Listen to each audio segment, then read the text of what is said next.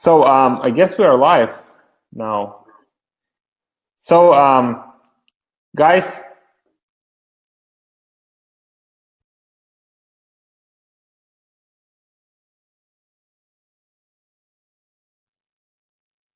hello? Yeah, I'm here. Oh yeah, cool. So guys, hi Rockstars. So today we have a special guest with us. This is Dennis Yu. Dennis Yu is considered one of the best Facebook ads professionals. I personally follow him for a long time now, and he's Chief Technology Officer at Blitzmetrics.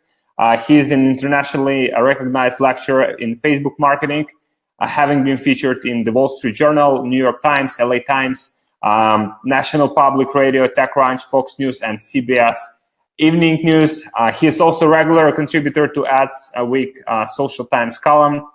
And Dennis has held leadership positions at Yahoo, at American Airlines. So there's so many great things about you, Dennis. So great to have you here today, and it's going to be valuable and it's going to be awesome for you guys. So, Dennis, you want to say a few words? This is a grapefruit from Cole Hatter House, and I was just there a couple of days ago. Cole Hatter runs Mastermind, so always good things. Good stuff. So I'll start with questions that people have asked previously, and I'll just pose them here. So we have the question: does adding new ads into existing ad sets reset the algorithm and optimization? Any new ad is going to reset the ad rank for that particular ad, just like with Google, because your relevance score is based on the engagement rate and the intersection between the content and the targeting, right? Just like Google quality score, the relevance score on Facebook is those two. So when relevance score is being calculated, it's calculated at that intersection level. So it's not actually attached to the ad. It's not actually attached only to the creative. It's the intersection of those two. So it's calculated down here, and then it rolls up from the ad to the ad set to the campaign all the way to the very top. So you actually do have an account history. Same thing with Google. Okay, great. Yeah. Affect what the ad rank is, and will affect the history. So I think bidding will have the least amount of impact, but it does cause a minor reset. That's why Facebook says, don't keep touching your ads all the time. And it used to be a few years ago that if you even changed your bids, sometimes an ad that was performing well would just fall. So then we would just say, okay, don't touch it once it's working. But their system's getting faster and faster in how they're calculating ad rank and being able to adjust when you make changes. So, for instance, if someone, because I get this question all the time, for instance, if someone has a winning ad, would you recommend touching it, or would you recommend just keeping it as it is and just keep testing with other ad sets? I like the idea of when you have a winner, you increase the budget. I actually have a slide. I don't want to pull it up, but when you have something that's winning, you keep adding budget to it, and you want to know, is it the creative primarily that's driving it, or is it the targeting? And you increase the budget until the point where your frequency is not going to sustain, or where the ROI is not going to be there. So if it's against a big lookalike audience, you can keep increasing the budget significantly to your frequency goes up to maybe 2 per week, unless it gets limited by performance. Frequency or relevance score start to fall off. Then I like to duplicate the ad, but I don't want to duplicate that until I know that I've taken the most I can from this one. And when I duplicate that into a new ad set, that creates a new target. And another target means that it may overlap with the existing ad set, which is the targeting that I initially created. So sometimes when you have another, let's say it's another interest target or another lookalike or some kind of custom audience, you often have to subtract out that first one so you don't have overlap. What we see happen often is that people will create an ad or they'll boost a post, which is my favorite thing to do. And they don't realize that they're actually overlapping all these different audiences. And when they do that, the frequency is higher than they anticipate, because any particular ad set. They say, hey, my frequency is only, between these, because maybe they've created 10 or 15, right, different ad sets that the overall frequency might be like 4 or 5, and they hurt themselves. So we want to increase budget until at which point we want to duplicate the ad set, which is the targeting, and then I want to start to play with the content. But if you change your creative and you change your targeting both at the same time, it's hard to figure out what's really the culprit. Okay. So with any you want to try to figure out what exactly has helped, like what brought those results. Yep. So that's why on Facebook you have the ad set, and on Google you have the ad group. A lot of people don't understand why there's that intermediate layer between the ad and the campaign, right? And the reason why is that there needs to be a testing mechanism that allows us to figure out, is it the creative or is it the targeting that's working well, because relevance score and quality score is at the intersection of those two. And you always need to figure out, like, which one is it. The idea of relevance is this piece of content relevant to this particular audience? Okay, great question. And basically, like relevance score, a lot of people are talking about how important that is, because sometimes, there are ads that have, like, for example, in my own campaigns, I have ads that have like relevancy score of like 1 or 2 or 3, but they still, bring a lot of sales. And oftentimes, ads that have relevancy score of like 7, 8, 9, 10, but they don't, they're not as, like productive. So what would you say? So relevance score is primarily based on engagement. And it's the same thing as Google, because Google uses click-through rate as the main factor in quality score. So you could have an ad that has a low engagement rate, right, a low click-through rate, but converts really well and the ROI is good. But usually when it's at the bottom of the funnel, people don't like those kinds of ads that are obviously trying to sell, right? So if we have awareness to engagement to conversion, those are different steps in the funnel. Obviously, awareness should be more interesting. It should be fun, should be educational. Maybe you're not trying to sell directly, right? Engagement, you're trying to teach how. Like, we could take snippets out of this interview and teach, how do you overcome certain issues? And so that will be engagement as well. That'll be very useful. People will see that as good. And then conversion, hey, buy my course for $997, or sign up for my package, or buy this product that I have. That's obviously going to be a lower engagement. It's going to be a lower relevance score, a lower quality score, same thing on Google, but may convert better. So you have a trade-off between what's going to be highest relevance score versus what's going to be highest conversion. And the trick is that you don't want to just say, okay, I'm going to compare all ads together at the same time. Because if you choose the ones that have the lowest cost per engagement, or go by what has the highest relevance score, you're going to end up with everything at the top of the funnel. And if you go only by those things that convert the best, you're going to say, okay, it's only going to be the ones where I'm selling. Of course, those usually are going to convert the best. So what you do is you take all your ads. So the way you don't screw yourself, you take all your ads and you have to bucket them into awareness, engagement, and conversion. And so we like to label all of our campaigns with 1_ for engagement, for easy sorting, 2_ in the name, right, for sorting. I'm sorry, for 1_ for awareness, 2_ for engagement, 3_ for conversion. And that way you have like ads that are competing against each other in the same buckets together. Because you'll find that when you drive things at the top of the funnel, especially like you're boosting posts, that drives remarketing audiences. That drives an assist to then where your conversion ads can convert them. Because if you try to mix them together, then you're going to find that you actually get neither.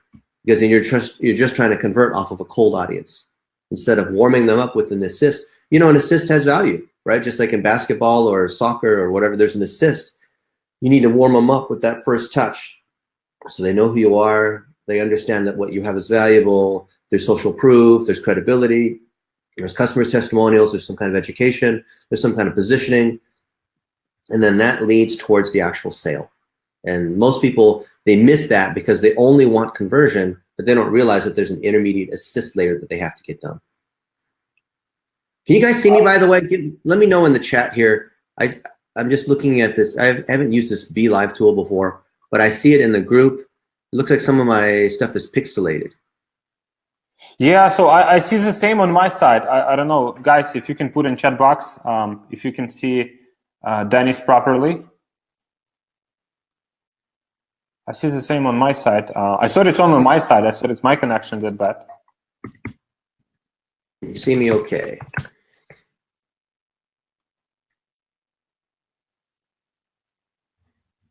Yeah, guys, just let me know. Yes. Okay, cool. Okay. Awesome. Thank you, Dennis. So next question is, what do you think will happen in next months with the ongoing privacy scandal? Should we be worried? No, I don't think so. I mean, Facebook is an ad-supported system, so the last thing they want to do, hopefully, is hurt us. That's how they make all their money. They're going to make changes probably preemptively because they don't want to be regulated by the different governments. G have the same kind of thing happen because whenever you testify before Congress in the United States, that usually results in some kind of rule that has to be made. Otherwise, the public is going to believe that, hey, you know, Congress doesn't really care. And I've testified for the Federal Trade Commission and for the FCC on privacy law and what should happen to protect people's data. And so there will definitely be some rulings and some declarations that will eventually turn into law. So it's a question for Facebook on how much do we need to do now to try to preempt, because if they don't do anything now, then what the regulators will do will probably be stricter and tougher than what they would anticipate. So it's the same thing that happened in the cigarette industry, right? Where they had to do some regulation, but if they didn't do enough, then the government came in and said, you know, you're not doing enough. I'm going to put all these extra rules on you. So you see them doing these things like, you know, cutting off the estimated reach, cutting off a lot of the kind of targeting that's possible, doing this auditing thing that, you know, you guys, do you guys see a lot of disapprovals, right, in your ads? Do you see more disapprovals in your ads? And do you see a lot more ad accounts being banned? Do you guys see that? Yeah. Let me know in the comments if that's what you guys are seeing, because I see a lot more of that recently. And I think there's going to be a lot more.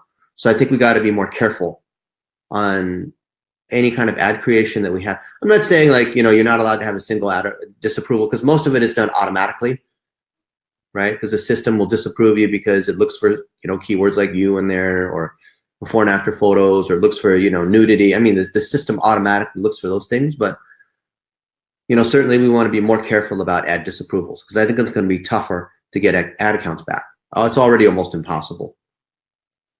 Wow, even for you? Yeah, even for me, but we have lots and lots of ad accounts. I made a post a couple days ago just to demonstrate, even for us, that we get ad accounts disapproved and they come back and send notes saying, oh, your thing is, you know, this is the final decision, right? Your ad account's banned. Wow. Because I know some people, like, say, provides a service when, you know, they'll help you recover the ad account for you for some fee. Is that right? Yeah. There are some people. I don't know. How does that work then? I don't know. I've just heard, you know, they charge like several $1,000s to recover your ad account, but I don't know how effective that is. I'd love to hear about that. Awesome. So we have a question from Joao. I usually set up my ads in 3 layers. So top of the funnel with prospecting audiences, middle of the funnel retargeting website visitors, and bottom of the funnel with DPA targeting product visitors and add to cart. Sometimes it's hard to break even or make profit in top of the funnel with our products. Any tips on how to sell products that cost $100 for cold audience in top of the funnel? That's tough. I would look at what the Harmon brothers are doing, which is the Squatty Potty and the purple mattresses, where there's a lot of entertainment, there's a lot of video. When things are over $100, there's consideration, and people, and income target is also very suspect, right? It's usually not very good. So if you find people that have bought related products that are similar prices or follow certain personalities, but not just, you know, Anthony Robbins, like whatever it is, like people who would buy my product, they also follow so-and-so as a celebrity, that's almost as good as, well, not almost, but it's better than a completely cold touch, because at least you have a higher relevancy. Another thing, if you're doing something that you're trying to convert off of a cold touch, then consider what we call pseudo remarketing.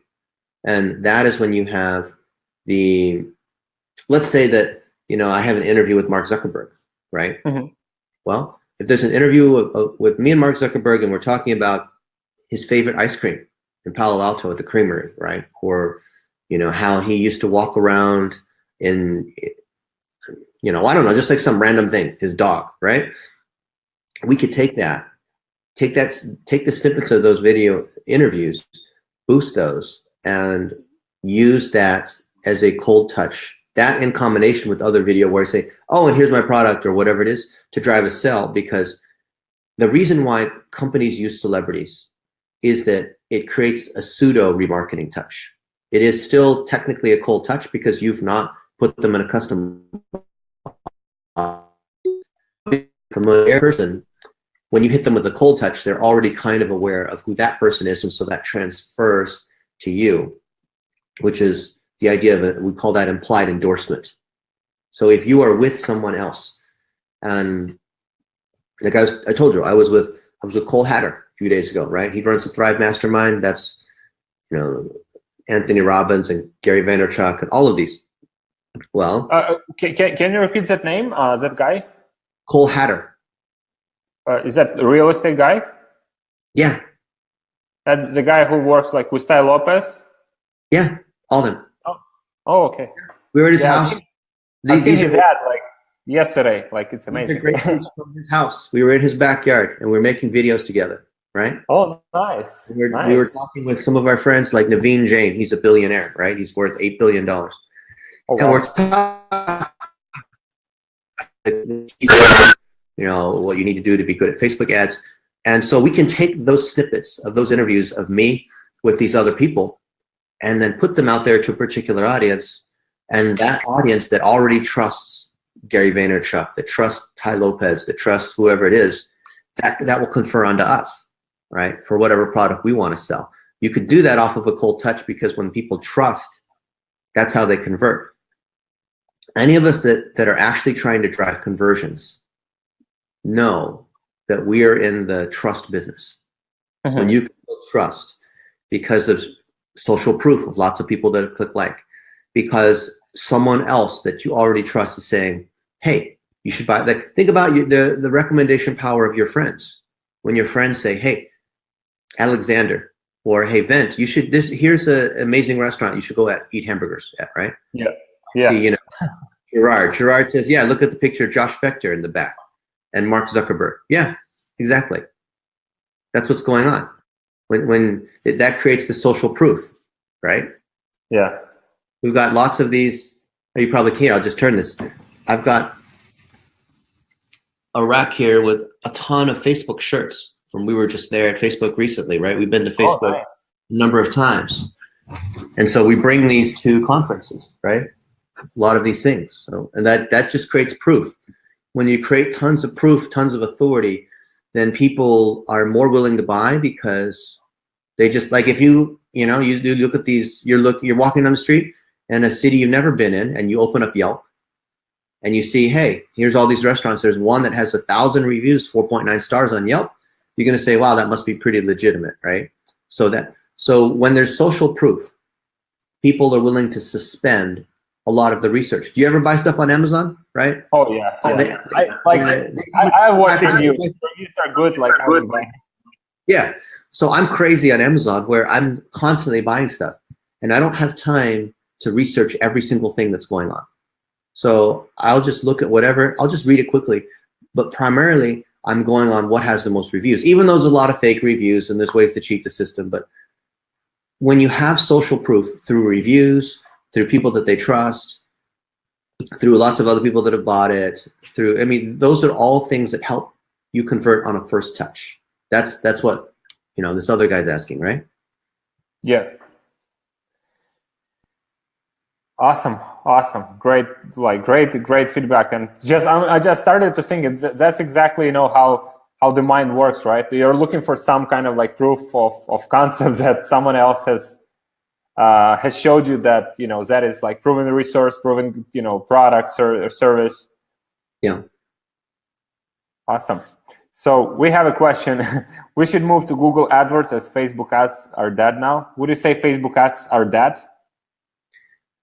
Well, any more than I would say that Facebook is dead. You know, as long as the traffic that's there, it's going to be good. And people have said the same thing about Google. You know, I used to run analytics at a search engine, and I started, that was back in 2000. So it's been 17, 18 years. It's basically been almost 20 years. And wow. People have been saying, oh, search is dead. Just like people have been saying the Yellow Pages is dead, right? Or TV is dead, or whatever. You know, people say this, that people overreact. Hardly, right? So it's going to be increasingly difficult on Facebook ads, just like it's been increasingly difficult on search in the last 18 years, right? But do you think Google AdWords is dead? No. I don't think. It's like billions and billions, right, in advertising revenue. Yeah, they have more revenue than Facebook. And they have more advertisers. I don't remember the exact number, but maybe they have 4 million advertisers. And I think Facebook has 2.5 million advertisers, right? So I think it'd be an overreaction to say, oh, well, you know, they should move everything to LinkedIn or move everything to Google or move. No, you're going to use all of them. They all work together. And if you haven't diversified, you want to start doing that anyway, because you use social mostly at the top of the funnel to drive awareness, to collect an email address, to get their information from a lead ad, to get them into the store, right? For retail, like Ashley Furniture, they're the biggest furniture company on the planet. They have 700 something stores. So they've now integrated offline tracking, you know, the offline API to bring in people who have come in from, I actually bought furniture at the store, right? They bought paintings, they bought rugs and sofas and tables.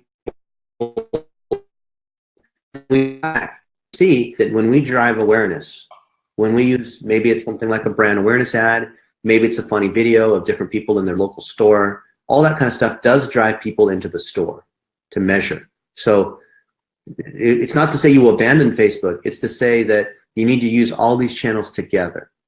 For example, people like to piss on Twitter ads because Twitter doesn't drive people to the website. That's true. It's very hard to get people to a website when they're on Twitter, because think about it, when you're on Twitter, you're not interested in going to someone's website. But does it influence people? Does it generate engagement? Does it create a lift in what a lot of us, including Facebook, call a causal conversion, right? A causal conversion is that you drove an assist that later turned into a sale, but you influenced them. You didn't just entertain them by having them click on funny dog photos and silly, but you actually caused their mind to shift. And when that happens, when they see your ad on Google, and maybe it's 3 months later, they search for whatever it is that you sell, then they're more likely to buy because they remember, because there was social proof, because there's some kind of trust, because you educated them, because they have a favorable attitude towards you, because they believe that your product is good, right? That's the kind of thing that you want, not just because you got them to click, not just because you teased them with an interesting headline to get them to watch a video. See, a lot of people don't understand the difference between those. The people that really understand conversion understand it's about a causal conversion. And a causal conversion is an incremental change in someone's behavior and way of thinking so that they're more likely to convert when they are ready to buy. They might not be ready to buy right now. And that's how you use search and social working together. It is not only an AdWords game. It's not only a Facebook game. And all these other people are saying, oh, what's the next channel? Should I be putting more on the LinkedIn? Or maybe Snapchat ads. We have a course on Snapchat ads, right? That's not the point.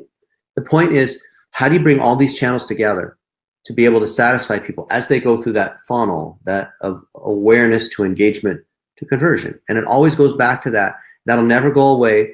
It has nothing to do with, you know, a lot of people, like in groups like this, they want tricks. And we're happy to talk about tricks, but I don't think that's what's valuable if you want to build a self-sustaining funnel that converts for you over time. Yeah, definitely. So, question for a new pixel: what is the best practice for creating multiple single broad audience ad sets? Generally over 2 million or narrow audience? For a new pixel? Yeah. A pixel is going to drive a custom audience, a web audience. So there's a difference between that versus doing like a lookalike or broad interest targets. Or maybe I'll break that into 2 questions. Okay. So if you're talking about WCA, your website custom audiences, I like to have multiple of them and they're all nested. So the biggest one is going to be everyone that's been to your website, let's say the last 180 days on every single page, which is I think something like the default. And then I'm going to start creating audiences that are subsets of that are smaller and smaller.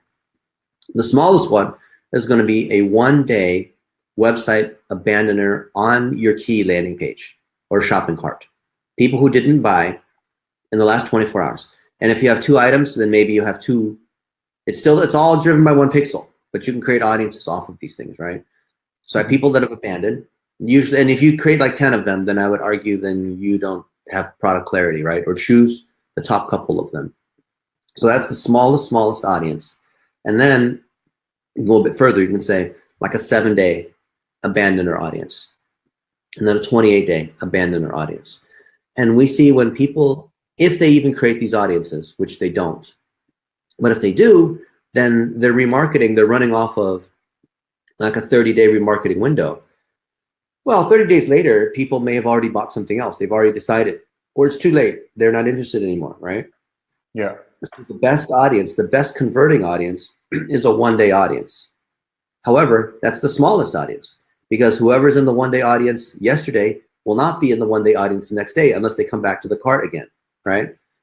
So you want to have slightly different messages between your 1-day audience, your 7-day audience, and your 28-day audience on that particular product.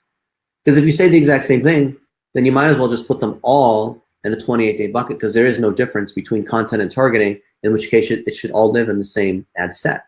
Or maybe you have different ads in the same ad set, right? But you want to say something a little bit different. So if it's within the first 24 hours, then you want to show them related products. You want to give them more proof. You want to just like, you're just like kind of just to remind them even because maybe they're busy. They had to go run to a meeting or they'd go pick up their kids or they saw the thing when they're in line. Who knows? 7-day audience is more about education, more about the other, because maybe they didn't believe in the price. Maybe it was like a little too expensive or there's some features they didn't realize or you didn't build the value proposition properly, right?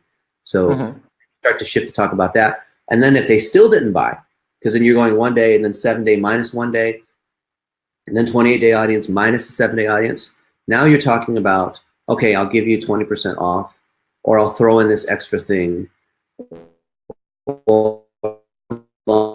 Usually like, because at that point, you've tried everything to try to get them to buy, and like, okay, fine, I'll get, just like with email marketing, when you have an autoresponder sequence, at the very end, you could say, okay, I'm going to, you know what, you've been so patient, I'm going to give you a deal, right?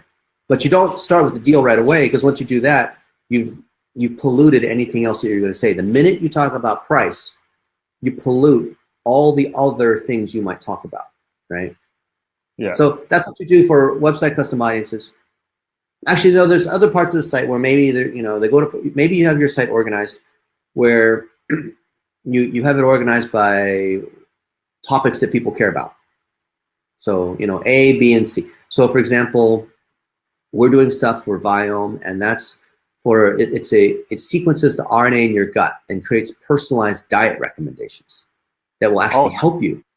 So maybe you have Crohn's disease. Maybe you have and you speak on stage. You're an author, speaker, coach, entrepreneur, and you're tired at the end of the day. You drink too many Red Bulls. Well, this tool will be able to tell you, Alexander, based on your diet, you should be eating more grapefruit and less nuts and less, leafy vegetables. Oh no, but I thought I was supposed to eat. No, every person's diet is individual. Depends on what's going on what's poisonous for me can be healthy for you. So, let's say we have different sections of the site. One is for people that have diabetes, another one for Crohn's disease, another one for irritated bowel syndrome, another one for females that are 50 plus, and they're trying to, you know, be more involved with their kids because they're grandmothers, and who knows, right? Those are all different segments, and they're all going to have different kinds of content, different figureheads, different needs. So if they're on different parts of the site, I'm going to remarket to them with different pieces of content. And most people don't understand that. They go by default the entire website, and I'm just going to serve them all the same thing. Well, that's not being very personalized. That's like the remember like 10 years ago when we would all do PPC, and everyone would send their PPC ads to, well, 15 years ago, they would send all their PPC ads to the home page. Yeah. I remember for Pier 1, I was helping them with their ads. You know, Pier 1, they sell like decorations in your home, you know, like furniture and things like this, knickknacks. And, you know, you go to an advertisement and it would be like lawn chairs or pool furniture, right? Things outside near your pool. And then you click on that, like, okay, yeah, cool. I want to buy some toys for my pool. And it sends you to the homepage. And then you have to try to figure out, okay, pool furniture, where is that? Let's see, do I go to outdoor, or do I click on furniture, or do I click on, you don't know like where to go. So the same is true with Facebook. With most people, they know remarketing works, but they're not very specific about the remarketing. Part of it could be that you don't have enough traffic to sustain that. So if you don't have 1,000+ site visitors a day, then yeah, I guess it doesn't really make sense to do tons and tons of marketing audiences, because it's just not big enough to segment. Just like on AdWords, like why would you create all these different ads against audiences that only have like 5 impressions per day, unless the value of those impressions is so high, or you're in some sort of high-end B2B lead gen where a lead could be, certain leads, you know, it could be worth $100,000. Okay, then maybe you'll do that. Maybe you're in a really, really niche market. But for most of us that have enough traffic coming to our site, that determines how detailed you need to be and how you break out those audiences. And a lot of people say, well, when do I create new audiences? I can just create, because we'll see people that we look in their ad account and they've created 200 different audiences, and each of them have like nothing in them. They all overlap. What's going to govern when you create another audience is how much conversion value it's driving. The more value it's driving, the more people that are at the very bottom that are creating revenue, or even like a step up, the more people that are becoming leads, then that's a signal that you can mine that further. But why would you mine it further unless you're already driving? See, a lot of people just go in and just like wildly go create tons and tons of audiences. That's a waste. All it does is bog down the system and hurt you, because you're taking a very small audience and you're breaking it into even smaller audiences. And now you're just, you shot yourself in the foot. Awesome. So how do you track assisted conversions from Facebook? Hey guys, let me know in the comments if you have access to advanced measurements. Because the idea is an assisted conversion is when there's at least one touch. So a lot of us don't know is the idea of a last click conversion. And when you look at Google Analytics, Google AdWords, Facebook ads, by definition, they report on a last touch conversion, meaning that whatever the last thing was they did prior to buying, based on that system, based on that source system. So, in AdWords, if someone clicked on your search ad, maybe they search for your name. That's the most common thing, a branded search term. They search for your name and they convert, then AdWords is going to show that as a conversion, right? But I would argue all brand search terms are an assisted conversion, meaning that there was a touch beforehand. Because before they typed in the name of your company, they had to have done some research. They had to have known about it. They had to have watched a webinar. They had to have talked to a customer. They had to have been to your website. They had to have done some kind of research somewhere that is trackable or not trackable. So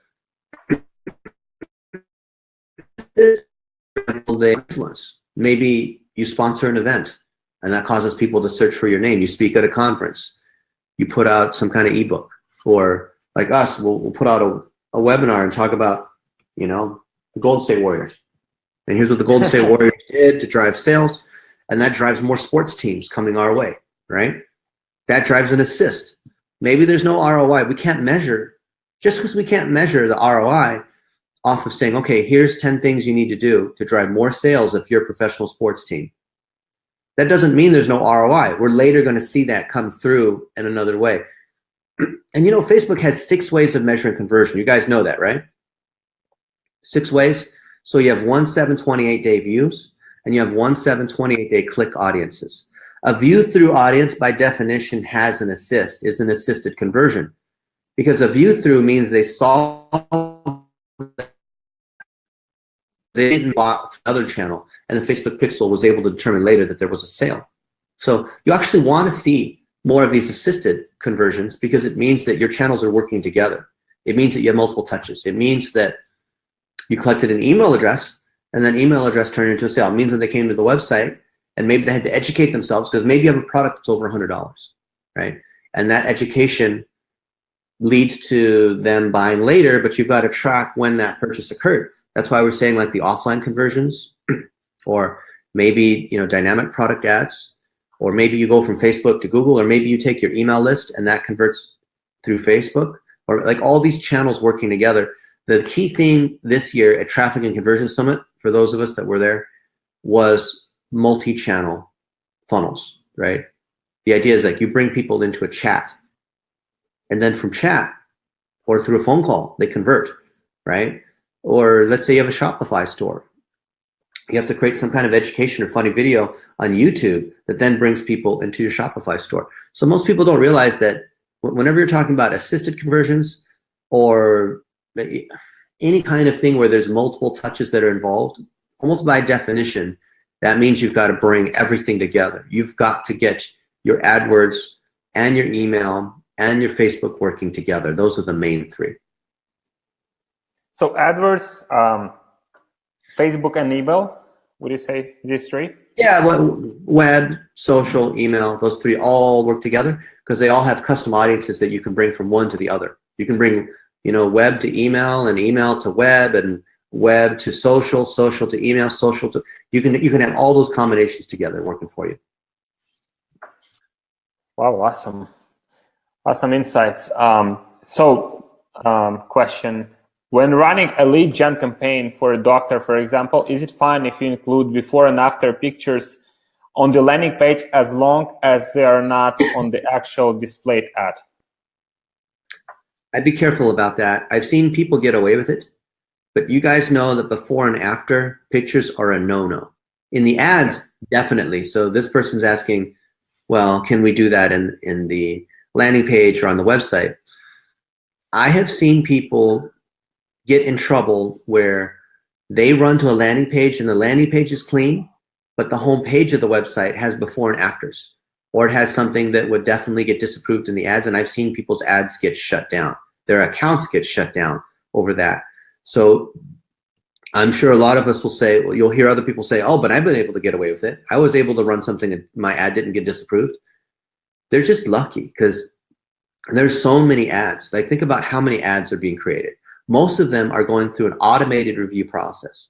Facebook doesn't have the bandwidth to review every single ad that comes through. So anything that's starting to get negative feedback is going to increase the probability that it goes into a review queue. And if it goes into a review queue, I'm pretty sure that they'll not just look at the destination URL, like where you're sending people to. I think they look at the website too. So, but not always, because these people that are doing ad review, they're measured on how many ads they can review, and they don't have enough time to sit there and look at everything. So they're just trying to judge really, really quick. And that's why you can often go in and appeal when your ad gets disapproved, and then they'll come in and turn it back on because they're just moving so fast. They don't have enough time. They don't have time. Can you imagine like someone who's reviewing your ad? They don't have like 10 minutes to look at your website. They have just like a few seconds. So just be careful. I think people are increasingly going to get their ads banned and their accounts disabled. You guys know that it's not like you have a set number. Like some people say, oh, well, is it like when you get 10 ads disapproved, like then you get, banned? There's no set number, but it is important to not get ads banned, right? Or you get ads disapproved, because then you're more likely to get banned. So anything that you think could cause, like in the ads terms of service that breaks the rules, whether it's on the website or in the ad copy, I think you should be careful. One thing you probably could get away with is you could do that. You could capture people's emails, and you could do that kind of stuff in email. It's unlikely that the ad review people will catch that in the email, right? Okay. Okay, nice. So you said that you like to use awareness and engagement in your campaigns. How do you usually set up your campaigns for e-commerce? What campaign optimization do you use for prospecting and retargeting? This should study method. So the 3x3 grid is why, how, and what, which is the same thing as awareness, engagement, conversion, which is the same thing as, you know what, I'm just going to use someone else's link. We're going to be in Canada speaking at a big conference in just 1 week. Here, I'm going to paste this link here. I put it in the Facebook group in the live thing. Yeah, so you guys can go through that. The basic idea is that you want to use video at the top of the funnel because that's how you're able to drive the most powerful remarketing. Because you know, video, there's a couple other things you can do it with, but primarily video is how you can drive remarketing against that particular asset, right? And video also creates the cheapest remarketing audiences because if you do a good job, you can get 10-second video view remarketing audiences for a penny or two. But that means you've got to be interesting in impression to a view, which is 3 seconds by default, to 10 seconds, which is what we like to remarket on. We like to remarket on a 10-second view. A lot of people say, oh, I want to remarket on a 95% watch the video, or I want to remarket on 25%, or I want to remarket on, no, videos are all going to be of different length. You know, we prefer the 1-minute video because that allows us to run an Instagram too, right? If it's under a minute. And 10 seconds is a good way to see, are people really engaging? I don't like to remarket on 3 seconds because that's just not enough time for people to really notice. So technically you could remarket on a 3-second view, but if you try to remarket to the next thing in your sequence, but they didn't understand the first thing you had to say, it's not a good sign. Cool. So I have seen your 1-minute video framework. It was created last year, right? That post on Facebook. Oh, I've talked about this for years. Yeah, it's amazing. So I found that, and I'll share it with guys. You know, later after this session. It's very great framework for anyone basically to go and create 1-minute videos. Yeah. Would that work in e-commerce as well? Would you say? Yeah. Why does it matter? It doesn't matter whether it's e-commerce, lead gen, retail, nonprofit, because 1-minute videos are the way that you engage other people. They help, you know, anytime you're selling a product, like e-commerce is about selling products, and a lot of people think about shopping cart and landing page optimization, but they miss that the reason people buy is not because of the product necessarily, it's because they trust you. Yeah. So trust comes from relationships. It comes from implied endorsement of who else is using it. It comes from testimonials of other users that you trust, that are similar to you, that have had to deal with the same problem that you're trying to solve, right? And the best way to do that is video, because anybody can put up a landing page with a picture of somebody famous, and you don't know whether they actually said those words or not. But video, it's pretty hard to fake video, right? There's AI tools that will fake video now. But video is the closest thing you have to talking to somebody in person. It's the most powerful tool. It's what Facebook's doing. You know, it's 4.5 billion videos being watched every day on Facebook. We might as well, very few of that's actually on the paid side, because a lot of the people that are doing Facebook ads are people that came from the world of PPC, and they've always come from a text-based way of thinking of things. And same for me. I don't want to create video. Video is more effort. I would rather just write, 90 characters of text, write a headline and description line 1 and 2, right? But still, videos are more effective, so you would opt for videos. Yeah, and other people aren't doing videos, so you might as well take the advantage. And Facebook is giving us preferential treatment when we use video, right? Don't you want to be ahead of the competition? Are they using video? No? Great, that's an advantage for you. Awesome, guys. So thank you, Dennis. So another one. What's the biggest budget you put into one ad set, and how big is the audience? Do you use manual bidding on it? I like to start with automatic bidding because I want to see what Facebook is going to prioritize. If you manual bid first, Bramantia, is that how we say your name? If you use manual bidding first, then you may cut out a lot of ads that wouldn't get a chance to run. And when you're starting off, a new ad set, you kind of want to learn, especially if you have multiple ads in there, you want to learn what is working. The knowledge, you think about more about that. That's more about testing and trying to understand what combinations of content and targeting are working. So that's why we start with automatic bidding, which is using OCPM and choosing the business objective that we want. Goals, website conversions. Please don't do website clicks unless you have just no other choice, right? Boosting a post, we want to see, do people engage with that audience, that content with that particular audience. We're learning in that first phase. So once we're learning what's working, we can start to increase the budget. We like to start when you're going for conversion and it's not a boosted post, you got to start with $5 a day. If you're doing that on a boosted post, which actually still can drive conversion because you can choose the remarketing audience, then start with $1 a day. And as that starts to work, increase the budget according to what that audience will sustain, depending on how big it is and the frequency that you can have and the relevance score, does it convert, right? And only then do you want to start to increase and start to multiply, like we talked about. I've seen other people, they come in and they'll create ads and put some crazy budget, like $50,000. I've actually spent, I've had campaigns that have spent over $1 million per day, right? Oh, wow. But those didn't. We'll spend $10,000, $100,000 per day, and then we'll come into $1 million, right? But or maybe the $1 million is like we've done this on Black Friday for certain retailers, and $1 million, and there's some kind of crazy sale where for 24 hours, you can get this special item for half the price, right?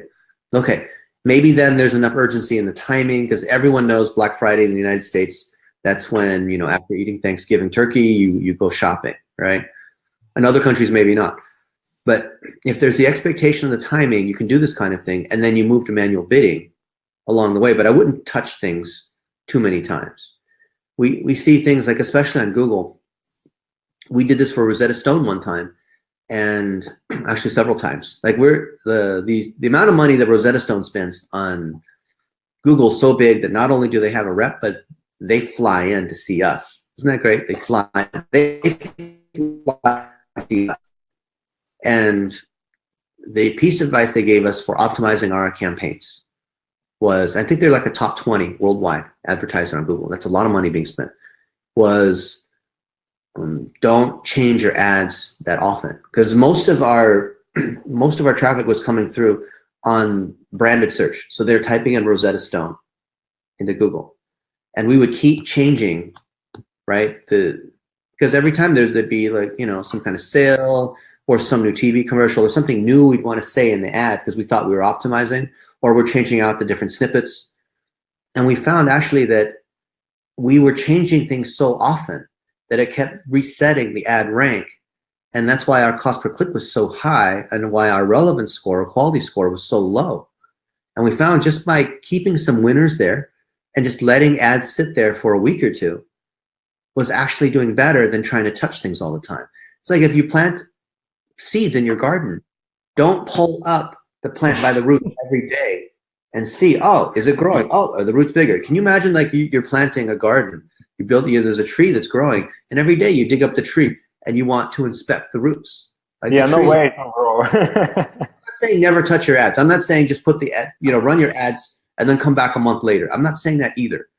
But you see a lot of people that touch their ads too many times. Do you guys see that? I'd love to hear that in the comments if that's the case. Are you guilty? Have you noticed that where you touch your ads too many times? It hurts you. We got to run in 5 minutes too, by the way. There's another call coming up.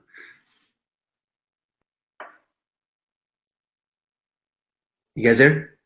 Yeah. So we have some delay with comments, I guess. It's probably this software. Be Live tool? I've never used it before. Yeah. So which one do you use usually? I like GoToMeeting, but increasingly there's a couple other tools like Zoom are good, and a lot of people are moving there. There's a ton of them. I don't like to use Skype. And yeah, Skype is very bad lately. It's horrible. But it's the most common one, and it's free. We have GoToMeeting, which includes the GoToWebinar. And the number one thing I don't like about GoToWebinar is that even though you can see the faces of the other people, it doesn't record that. And Zoom actually will allow you to record that part. So I don't know. But there's more integrations with GoToMeeting because we integrate with Infusionsoft and a couple other tools. So we use Infusionsoft for our email. Cool. So I'll try to squeeze a few more questions in, if we can. So how do you know? Seed is asking, how do you know which of your top of the funnel campaigns are driving most of your downstream conversions? How do you measure this if all of these TOFU campaigns all have similar metrics? Well, you've got to see what the power of your custom audiences are. Everything's based on custom audiences, and you're going to see a tool that some of us will have access to now, but probably towards the end of the year, called Advanced Measurement. And that's where Facebook's going to show you how your different audiences overlap. We've been playing with this for the last 2 years, the Advanced Measurement tool. But that's an attribute. Is it the part of Facebook? Like, is it like one of the tools that you can find? Yeah, it's actually, if you look inside your business manager and you click on the hamburger menu where you see all tools and expands that whole menu, you'll see Advanced Measurement there in the middle, if you have it. I don't have it yet. So it's funny, I'll go to conference and I'll show, hey, here's Advanced Measurement. Now let me show you all this cool logic and all this cool data and all the cool insights, that all the recommendations that they're giving us. And 99% of people don't have it, but they will. You'll get it soon. And Facebook recognizes this is an issue. It's just difficult to present attribution data because they've seen what all the other tools have done and how it doesn't work for the little guy. Like, only the big companies that have data mining teams are going to understand Advanced Measurement. And they know that they have to build a tool that works for everybody. We've met with Facebook probably 70 times in the last 11 years at their headquarters, eat their food, that kind of thing. And I'll say, hey, it'd be really cool if you'd allow us to do like Boolean logic for targeting. It'd be really cool if you let us do, day parting in a certain way. If you let us do this other kind of cool feature. And they'll say, yep, we've thought about that. We would do that, but we're building tools that have to work for everybody, including a small business owner. So that's why there's room because Facebook are sophisticated features, because it's going to confuse a lot of the people. They have to build a tool that works for every random small business owner that's not a Facebook ads person. They're trying to run their business and they're just going to boost a post on their phone, right? They're maybe using the Pages Manager. I mean, it has to work for everybody. So Facebook will intentionally not release new features because it's going to confuse a bunch of people. My buddy Larry Kim, he founded WordStream. The WordStream is the largest PPC tool right now, I believe. And I said to him over the years, so why don't you build this feature and this feature and this feature? And he said, yeah, what we'll do is we'll build that feature and we'll put it out there. But if, let's say 5% of people are super happy with this new feature, right? Because it helps them optimize or it helps them tune their Google AdWords in a certain way. But if 95%, if even 10% of the people are not happy, you could have 95% of the people happy with the tool. But if even 5 or 10% of the people are not happy, they'll pull the feature because it makes it too difficult. Because if you have that, then you turn into Microsoft Office, and there's too many things. Microsoft Office has got lots of features, right? Yeah. Lots and lots of features, but then it confuses people. It's too many features.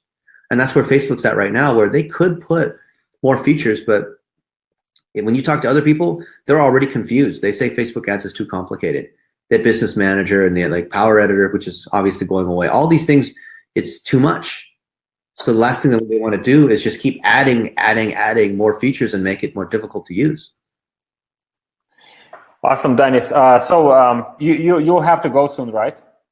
I've got to leave in 2 minutes. Okay, so why don't you tell people how people can find you, and also I know that you have this $1 a day training. Why can you talk more about that? So if anyone wants to join that training or want to try it.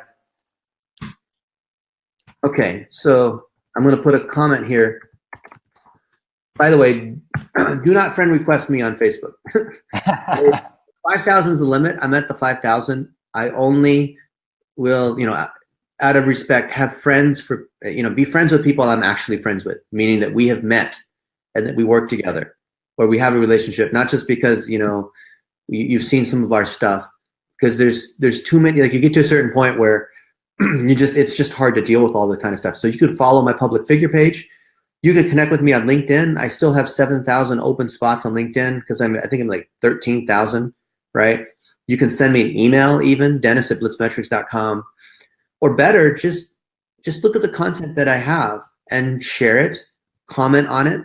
I actually comment back on most people, not a VA. I actually do comment back. And I'm here to share. I haven't sold anything. The one thing I'll say that if you guys want to buy, if you want to take those Facebook ads further, and with all the changes that are occurring on Facebook, the dollar-a-day principle is as strong as ever. You know, with reach estimates being removed, you need to be able to target smaller and increase. Well, not target smaller, but start smaller with your budgeting and start to increase over time, because you don't want to burn out audiences, right?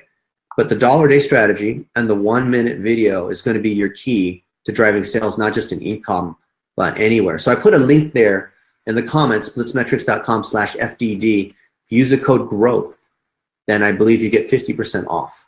And that's our best course. Number one thing that people buy. I think you'll get tons of value off of it. If not, no worries. You don't want to spend any money? Then do a bunch of searches on Google and Facebook for $1 a day, and you'll see other kinds of presentations. But if you want to see the actual videos on how to go out and create these audiences properly, that's only going to be there in the course. Oh, Kyle Johnson. Thank you. You have it. Thank you. Oh, he deleted it. Oh, well. Well, thank you, guys. It's a pleasure hanging out. Thank you, Alexander. Awesome. Yeah, thank you very much, Dennis. Yeah, it was a pleasure. Yeah, so you have to go. So thank you very much. Thank you, guys, for being here. Thank you for liking. Thank you for commenting. And I'll see you soon. Talk soon. Thank you. Thank you, Dennis. Bye-bye.